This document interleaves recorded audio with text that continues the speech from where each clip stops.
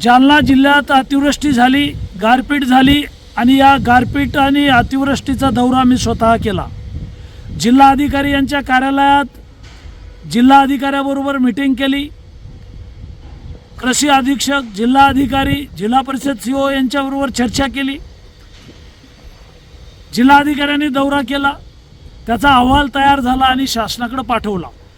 शासनानं अतिवृष्टी आणि गारपिटीचं अनुदानही मंजूर केलं आणि अनुदान मंजूर केल्यानंतर यामध्ये 100 कोटी रुपयाचा भ्रष्टाचार झाला अशा प्रकारच्या तक्रारी घनसावंगी, अंबड, भोकरदन आणि जाफराबाद या तालुक्यात तक्रारी आल्या आणि शेतकऱ्यांच्या तक्रारी, लोकप्रतिनिधींच्या तक्रारी आल्या।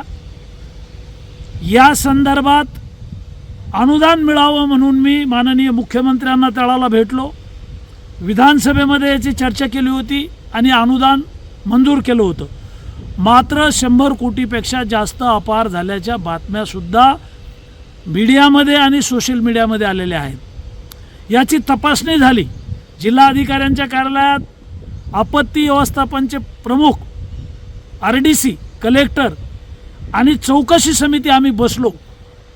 80 कोटी रुपयाचा अपहार जो झाला तो शासकीय गायरान जमिनी आहेत, गावठाण जमिनी आहेत, याच्यावरती बोगस याद्या तयार करून पैसे उचललेले आहेत। एका तालुक्यात 80 कोटीचा अपहार झाल्याचं कलेक्टरनं त्या दिवशी मान्य केलेलं आहे। भोकरदन, जाफराबाद तालुक्यातल्याही अशा तक्रारी आहेत। जिल्हाभरातल्या तपासण्या चालू आहेत। 100 कोटीपेक्षा अधिकचा भ्रष्टाचार झाला याची चौकशी चालू आहे।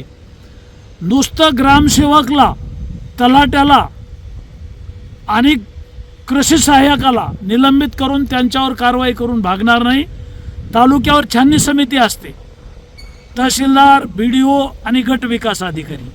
जिल्ह्यावर छाननी समिती असते, जिल्हाधिकारी, मुख्य कार्यकारी अधिकारी, जिल्हा परिषद आणि अधीक्षक, कृषी अधीक्षक, ह्या 3 तपासण्या असताना भ्रष्टाचार झाला कसा याची सखोल चौकशी झाली पाहिजे आणि या छाननी समितीवर सुद्धा कारवाई झाली पाहिजे अशी मागणी माननीय मुख्यमंत्र्यांकडे मी केलेली आहे।